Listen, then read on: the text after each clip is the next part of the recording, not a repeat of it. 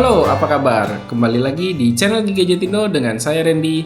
Pada video kali ini saya mau ngomongin tentang Yumi Digi S5 Pro. Ya, ini adalah handphone yang saya beli dari Lazada dan ini dikirimkan langsung dari officialnya Yumi Digi yang ada di China sana. Harga handphone ini adalah 3,1 juta rupiah dan dengan pajak masuk ke Indonesia jadi 3,6 juta rupiah. Memang sih ini nggak resmi, tapi karena masuknya secara legal dan bayar pajak, jadi nggak usah khawatir untuk urusan IMEI-nya. Harusnya IMEI-nya ini bakal bisa dipakai sampai kapanpun.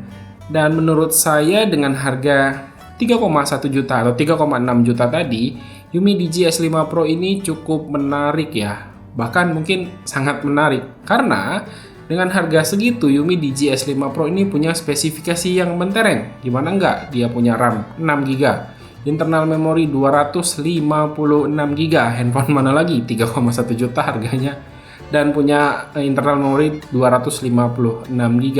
Terus dia pakai bodi kaca depan belakang, layarnya AMOLED, kameranya pop up, dan semua itu rasanya hampir sempurna ya. Tunggu dulu. Nggak mungkin ada handphone harga 3 jutaan hampir bagus di semua spesifikasi atau di semua lininya. Dan ada satu lini yang benar-benar dikorbankan dari Yumi Digi S5 Pro ini. Apakah itu? Yuk langsung aja kita mulai video reviewnya. Ya, ngomongin spesifikasi yang tadi udah saya bilang, RAM 6GB, internal memori 256GB, dan menggunakan chipset Helio G90T, rasanya hampir semua kebutuhan sehari-hari ini udah cukup banget di Yumi Digi S5 Pro ini. Untuk main game juga udah oke ya, seperti yang kalian ketahui atau di video saya sebelumnya tentang Snapdragon 720G lawan Helio G90T ini. Di game COD Mobile itu bisa lancar banget dimainin di grafik very high dan juga frame rate very high, nggak ada masalah sama sekali. Dan saya rasa dengan spesifikasi seperti ini, Yumi Digi S5 Pro ini benar-benar menarik banget. Ya, selain main game yang lancar, di Yumi Digi S5 Pro ini untuk suhu juga nggak begitu kerasa anget. Karena Yumi Digi S5 Pro ini menggunakan liquid cooling yang berstandar PC. Tapi yang berstandar PC itu seperti apa saya nggak ngerti. Tapi setidaknya itulah yang diklaim sama Yumi Digi. Dan saya sendiri nggak pernah takut untuk kehabisan baterai kalau menggunakan Yumi Digi S5 Pro ini keluar rumah. Karena dengan Yumi Digi S5 Pro ini menggunakan baterai 4680 mAh yang sebenarnya terdengar standar-standar aja, tapi surprisingly di sini baterainya tuh awet banget. Baterai bisa bertahan 1,5 hari sampai 2 hari dengan rata-rata screen on time 8 sampai 8,5 jam. Bayangin di Helio G90T itu bisa seawet itu, dan menurut saya ini adalah salah satu handphone dengan Helio G90T atau G90T yang punya performa baterai yang paling awet. Paling yang kurang dari Yumi Digi S5 Pro ini adalah untuk pengecasannya ya, karena chargernya ini cuman berkapasitas 18 watt aja, dan untuk ngisi penuh di Yumi Digi S5 Pro ini butuh waktu sekitar 1,5 sampai 1 jam 45 menit. Nah, tadi kan kita udah ngomongin masalah performa yang bagus, terus baterai yang awet. Menurut saya perpaduan ini tuh nggak lepas dari stok Android yang dipakainya. Seperti yang kita ketahui, kalau stok Android itu berasa clean, ringan, dan nggak banyak fitur-fitur aneh. Sebenarnya Yumi Digi S5 Pro ini nggak terlalu stok Android lah, karena masih ada opsi tema dan juga beberapa custom icon pack. Dan ada juga beberapa fitur yang menurut saya itu lumayan berguna. Salah satu fiturnya adalah floating button, yang mana floating button ini cukup sering saya pakai dan berguna untuk melakukan back dengan cara tekan tombol satu kali dan juga menekan tombol floatingnya itu beberapa detik untuk masuk ke home screen. Ini lebih berguna ya daripada kita banyak-banyakin fitur yang aneh-aneh dan justru seringnya nggak kepake, dan itu malah bikin berat dari kinerja sebuah handphone. Dan satu lagi, kalau kalian butuh NFC, Yumi Digi S5 Pro ini juga udah dilengkapi dengan fitur NFC.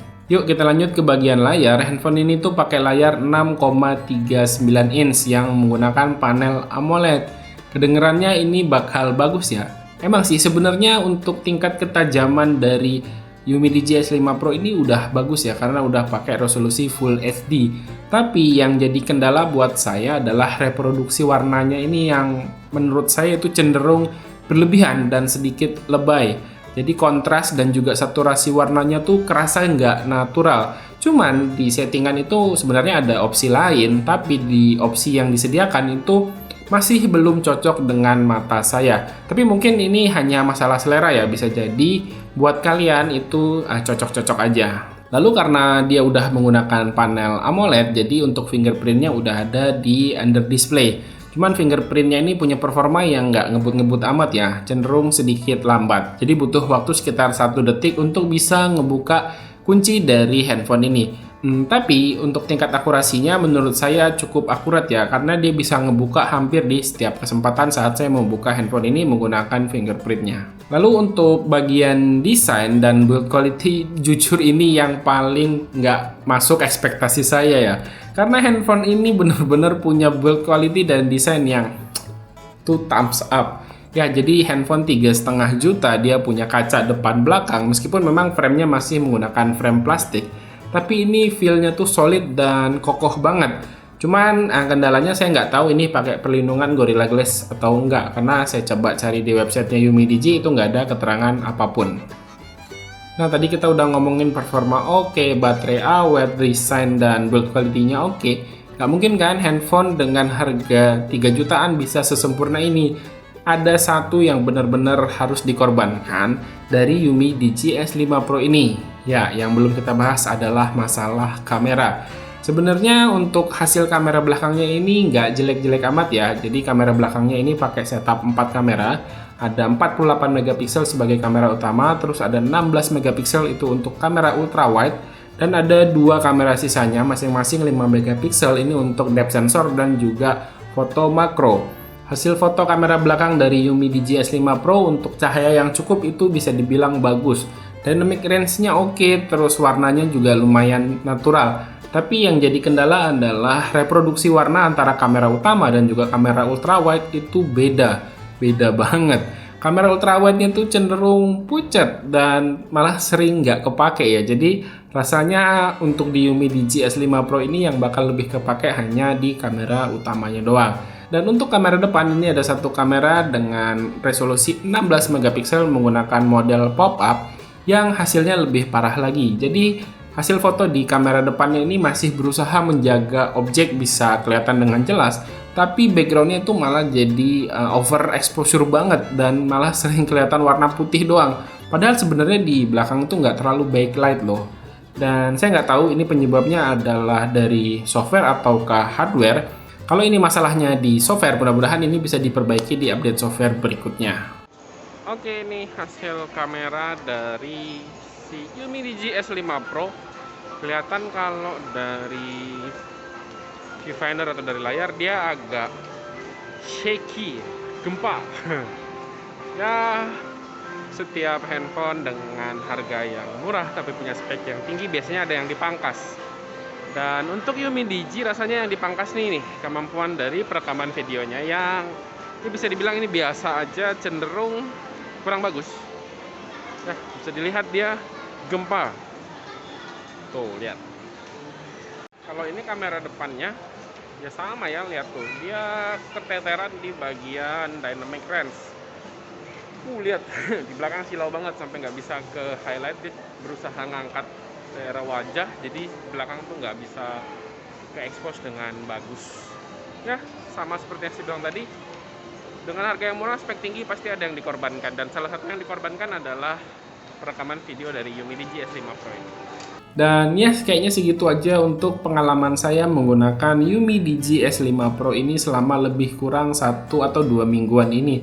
Menurut saya dengan harga yang ditawarkan dengan cukup murah dan punya performa yang seperti ini, Umidigi ini layak kalian pertimbangkan. Tapi dengan satu catatan, kalian nggak terlalu peduliin dengan hasil foto. Ya, mungkin kalian bukan tipe pengguna yang suka foto-foto atau suka selfie, dan lebih mentingin hasil performa dari sebuah smartphone. Rasanya Umidigi S5 Pro ini bakal cocok buat kalian. Yaudah, gitu aja ya untuk video kali ini. Terima kasih buat yang udah nonton. Silahkan like dan share videonya jika menurut kalian video ini bermanfaat. Dan pamit, sampai jumpa di video berikutnya. Yuk, bye-bye.